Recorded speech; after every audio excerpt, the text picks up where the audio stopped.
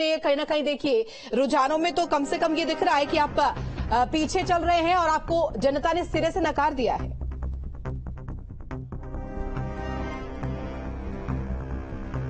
आवाज मिल रही है आपको एसएन सिंह जी? मेरी आवाज आ रही है आपको?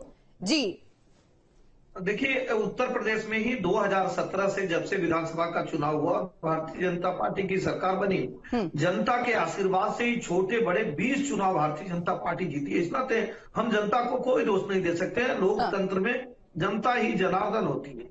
और मैं बड़े साफगोई से आपसे कहता हूं कि भारतीय जनता पार्टी कभी भी लोकतांत्रिक मूल्यों पर कोई समझौता नहीं करती है जैसे अन्य पार्टियां कहती हैं। हमारे समाजवादी पार्टी के मित्र यहां बैठे थे, ईवीएम पर सवाल उठाना, सुप्रीम कोर्ट पर सवाल उठाना, सरकार पर सवाल उठाना, डीएम पर सवाल उठाना। इनसे पूछा जाए 12 से 17 तक आपकी सरकार रहती है, अगर सरकार के नुमाइंदगी अगर आपके साथ काम करते तो आपकी सरकार नहीं बदलती। नहीं, ऐसा नहीं होता। वो पारदर्शिता से साथ काम करते।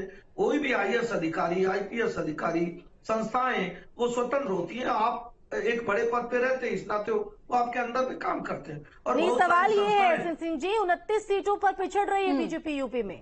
29 सीटें।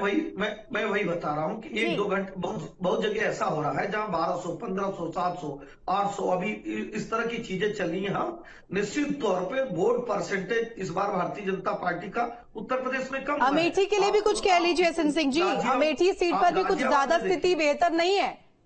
नहीं, अच्छी बात। देखिए, हमने क्या बोला, हम कांग्रेस के लोग नहीं है, हम समाजवादी पार्टी के लोग नहीं है। जब हम लंबे समय तक विपक्ष में बैठे 2 सीटें पाते थे, तब भी कभी हमने अपने राष्ट्रवाद में, विकासवाद में, विचार में कोई बदलाव नहीं लिया है। संस्थाओं पर इस तरह से सवाल नहीं उठाया कि आप कुछ भी कर लीजिए, आप लूट की छूट वाला कार्य तो समाजवादी पार्टी और उनके सहयोगियों के द्वारा लगातार आपके चैनल के माध्यम से 2 दिन से दिखाया जा रहा था।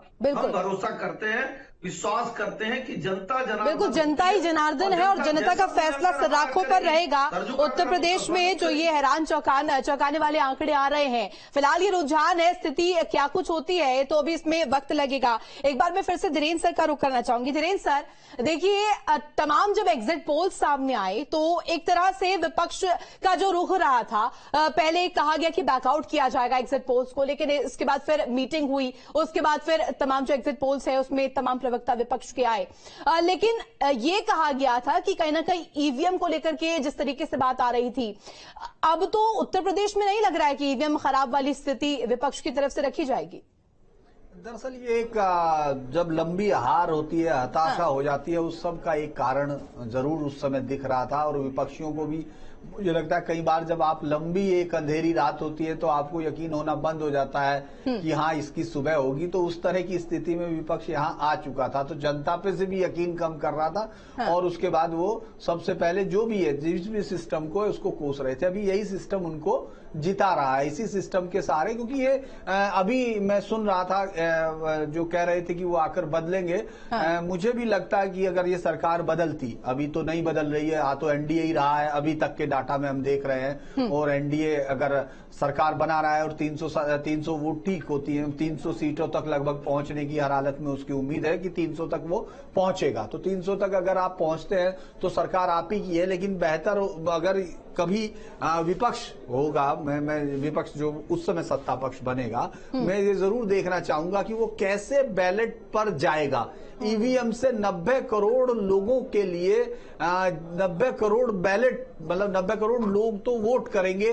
जितने कैंडिडेट होंगे उनके कई गुना होंगे। ये जो जिस तरह की बात ये होती है, इस सब का कोई मतलब नहीं, कोई भी जो इन्वेंशन है वो रिट्रोवर्ट नहीं होती है। लेकिन जिस तरह की बातें की, मुझे लगता है कि ईवीएम इस बारे में शायद आज ईवीएम अपने आप को बचाने में कामयाब हो रही है। बाकी सरकार तो बची रही है, बचती हुई अभी आज में दिख रही है। और अभी तक हर किसी को ये दावा करने का हक है कि सरकार उसकी आ रही है, तो लिहाजा विपक्ष भी कर रहा है। लेकिन मेरी नजर में ये सबसे बड़ा नुकसान बीजेपी को उत्तर प्रदेश में हुआ है। बीजेपी की उत्तर प्रदेश की जो नुकसान की दिखे, क्योंकि ये बात हम अक्सर बातचीत जब करते थे तो ये बात आपस में सब जो जर्नलिस्ट जब डिस्कस करते हैं तो उसमें जरूर करते हैं, कहीं ना कहीं आपको ये एरोगेंस सिस्टम में दिखने लगी। ये सिस्टम दिखने लगा एरोगेंट्स होता है, थोड़ा बहुत उसके अंदर जनता से दूरी दिखती है, और जो मैं कर रहा हूं वही सही होने का भाव जो है वो आपको बीजेपी लीडरशिप में दिखने लगता है कि जब आप नकार। सर, बात हो रही थी कि हिंदी बेल्ट में जिस तरीके से प्रदर्शन रहा है बीजेपी का, एनडीए का खासतौर पर अगर बात की जाए, हिंदी बेल्ट में सेफ माना जा रहा था और ये कहा जा रहा था कि अब सदन साइड में भी अब कहीं ना कहीं कम से कम दरवाजे में पैर अटकाने वाली बात एनडीए के खेमे से बीजेपी की तरफ से देखी जा रही थी, लेकिन हिंदी बेल्ट में ही पिछड़ गए। इलेक्शन समझ रही थी बीजेपी इसको कि जिसको हम टिकट दे देंगे वही जीत के आएगा, जिसको हम कर देंगे वही आ जाएगा, हम किसी का भी टिकट काट देंगे, हम किसी को भी कुछ भी कर देंगे। तो वो जनरली मुझे लगता है वो चला नहीं उनका। राजस्थान वहां है जहां नाराजगी शुरुआत होती है, यहां तक कि गुजरात, जिस गुजरात को जहां आज तक कभी मोदी जब सत्ता में आए उसके बाद वो हटे नहीं, अगर आप उसका भी अगर इलेक्शंस देख लेते हैं तो ये सब चीजें उस तरफ इशारा कर रही हैं कि आपको कुछ चीजें बदलनी थी और आपने उनको नहीं बदला। वो और आपने उन लोगों पर ज्यादा यकीन किया जो मुझे लगता है कि अब बैठकर जो ड्राइंग रूम्स की पॉलिटिक्स भी वहां होने लगी, क्योंकि ग्राउंड पे ये आवाज आ रही थी। आप राजस्थान में 14 सीटों पर हो, जहां 25 सीटें आपने हासिल की थी वहां 14 सीटों पर हो, बीजेपी 8 सीट पर है, सीपीआईएम जो अमरा राम है वो भी आगे है।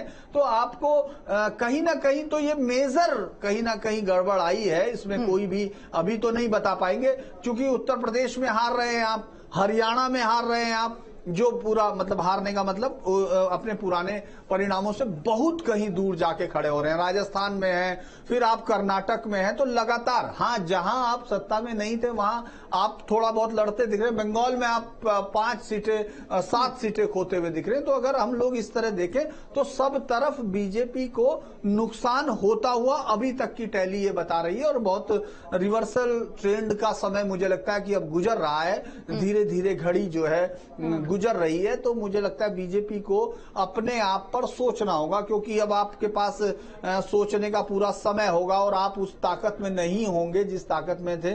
मैं ये नहीं मानता कि बहुत सारे फैसले ऐसे रहे होंगे कि बीजेपी के कि उन फैसलों को लेकर सवाल होगा कि उन्होंने विपक्ष पे क्या कहा या वो कहा। उनका अपना और जनता के बीच का जो एरोगेंस का रिश्ता है, जो उनकी लीडरशिप के अंदर है, जो उनके नीचे जो जमीनी कार्यकर्ता जिनको लोगों से संपर्क करना पड़ता है, उनके सांसद जिनका भाव ये था कि हारेंगे तो मोदी हारेंगे, जीतेंगे तो हम जीतेंगे, वो वाला भाव उससे मुक्त होना पड़ेगा और बार बार देखना पड़ेगा। क्योंकि बीजेपी के पास उत्तर प्रदेश की हार मुझे लगता है कि सोने नहीं देगी, भले ही ये इनको 315-20 भी ले आए, जो नहीं अभी नहीं दिख रहा है, लेकिन मैं कह रहा हूं कि अगर वो ले भी आते हैं तो भी बीजेपी को उत्तर प्रदेश की हार सोने नहीं देगी, क्योंकि यहीं और से ये बात कहीं ना कहीं एसएन सिंह जी को भी सोचनी होगी, उनकी पार्टी को भी सोचनी होगी। लेकिन धर्मेंद्र जी, मैं एक बार फिर से आपका रुख यहाँ पर करना चाहूंगी, क्योंकि आप लोगों की तरफ